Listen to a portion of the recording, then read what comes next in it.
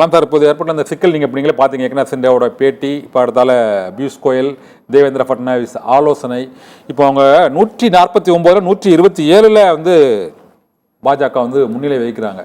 இந்த சூழ்நிலையில் 53 இடங்களை மட்டுமே பெற்றுள்ள ஏக்நாத் சிண்டேக்கு அவர்கள் முதலமைச்சர் பதவி கொடுப்பதற்கான வாய்ப்பு நீங்கள் இருக்குதா நினைக்கிறீங்களா சார்? இல்லை, அதை தான் நம்ம விளம்பர இடைவேளைக்கு முன்னாடியே பேசிட்டு இருந்தோம். போன தடவை வந்து பிஜேபிக்கு வந்து ஒரு கம்பல்ஷன் இருந்துச்சு, எதிர்கட்சி ஆளக்கூடாதுன்னு. அதனால வந்து சிந்தேக்கு வந்து 41 பேட்டியில் விட்டு கொடுக்க மாட்டேன்னு சொல்றாரு. அதான் சொல்றேன் நான்.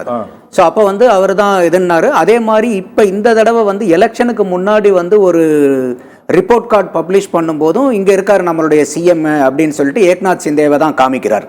ஏன்னா மக்கள் கிட்ட ஃபட்னாவிஸ் காமிக்கிறார். அந்த மீட்டிங்ல வந்து அஜித் பவாரும் இருக்காரு, சிந்தே, ஃபட்னாவிஸ் 3 பேரும் வந்து இந்த கடந்த ஆட்சியினுடைய 2.5 ஆண்டு கால ஆட்சியினுடைய ரிப்போர்ட் கார்டு கொடுக்குறாங்க. அந்த ரிப்போர்ட் கார்டு பண்ணும்போது சொல்றாரு, ஏன்னா மக்கள் கிட்ட வந்து இதுதான் குழப்பம். தேர்தலுக்கு முன்னாடியும் வந்து எதிர்கட்சிகள் கிளப்பிட்டு இருந்தாங்க, யாரு வர போறாங்க உங்களுக்கு. இப்ப இது காங்கிரஸ் ஜெயிச்சிருந்தாலும் இதே குழப்பம் தான் வரும். அந்த குழப்பத்துக்கு ஒரு முற்றுப்புள்ளி வைக்கிற மாதிரி தான் ஃபட்னாவிஸ் பேசியிருந்தாரு. ஆனா இன்னைக்கு வந்து என்ன இருக்குனாக்கா, நிலைமை வந்து இன்னைக்கு பிஜேபிக்கு கையோங்கி மேலோங்கி இருக்கு.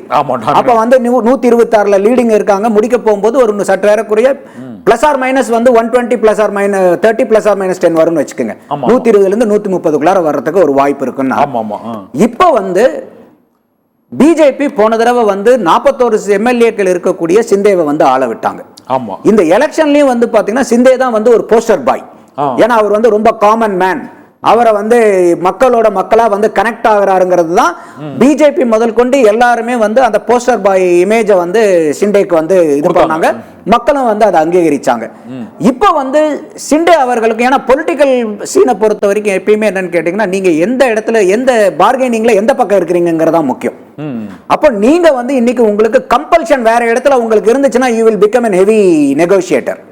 பட் இப்ப இன்னைக்கு வந்து பிஜேபிக்கு வந்து 126 போது உன்னா அவங்களுக்கு மெஜாரிட்டிக்கு வெறும் 19 சீட்டு தான்.